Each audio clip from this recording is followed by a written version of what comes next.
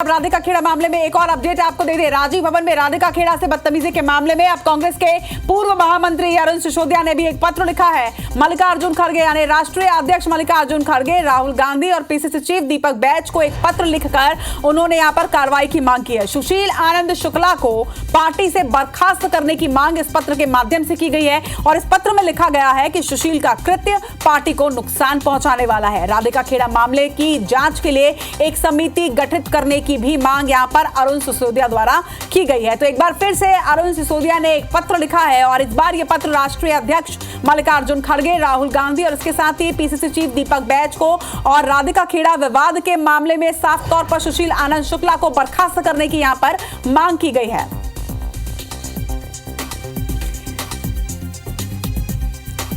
तो प्रदेश की सियासत में इस वक्त राधिका खेड़ा और सुशील आनंद शुक्ला के बीच के विवाद का मामला थमने का नाम नहीं ले रहा है। खेड़ा पर बखेड़ा लगातार जारी है और अब एक पत्र सामने आया है जिस पत्र के माध्यम से सुशील आनंद शुक्ला को बर्खास्त करने की मांग की गई और इसके साथ ही ये लिखा गया है कि सुशील आनंद शुक्ला का कृत्य पार्टी को नुकसान पहुंचाने वाला है। इस विवाद की जांच करने के लिए एक समिति का गठन करना होगा।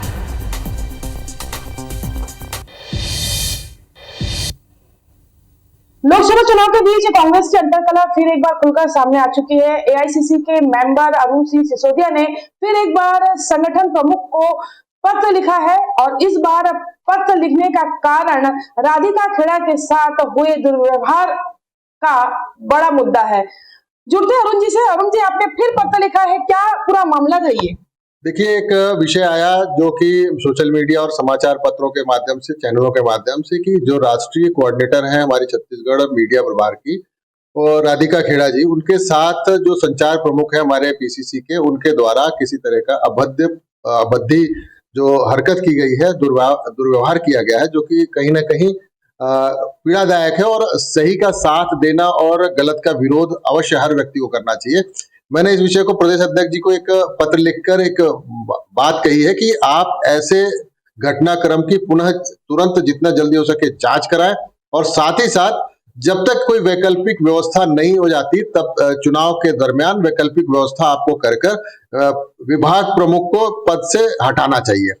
आपने पहले भी कई मुद्दे उठाए हैं पार्टी अंतरकलह के, तो क्या उसमें आपको कोई नोटिस मिला या आपके साथ कैसा व्यवहार हो रहा है? देखिए, मेरे साथ तो किसी ने किसी तरीके का कोई दुर्व्यवहार या कोई ऐसी बात हुई नहीं। मुझे एक नोटिस प्राप्त हुआ था जिसका मैंने जवाब दे दिया और मैंने जवाब भी पूरे तथ्यों के साथ दिया कि मैंने ऐसा कोई भी विषय सार्वजनिक नहीं किया है। तो इसलिए मैं ऐसा समझता हूं कि कार्यकर्ताओं को उनके योग्यता के आधार पर सम्मान नहीं मिल रहा। तो मैं वैचारिक रूप से, मूल रूप से कांग्रेसियों, मेरी तो लड़ाई संगठन में रह के संगठन की व्यवस्थाओं को, संगठन के कार्यशैली में कहीं ना कहीं बड़े बदलाव की तरफ ले जाने का प्रयास है। बिल्कुल, एक बड़ा सवाल है कि आधी आबादी के लिए कांग्रेस पार्टी घूम घूम कर न्याय मांगती है, लेकिन अपनी ही पार्टी के अंदर एक महिला के साथ हुए अभद्र व्यवहार को लेकर के कोई बड़ा कदम नहीं उठा पाती। और रही बात मान सम्मान की, तो जिस तरीके से भाजपा में कई कार्यकर्ता कांग्रेस के जा रहे हैं कि उन्हें सम्मान नहीं मिल रहा है और ऐसी ही टीस अरुण सिसोदिया जी के मन में भी है, क्योंकि उन्होंने 20 वर्ष पार्टी को दिए हैं और वो वैचारिक रूप से पूरे कांग्रेसी हैं,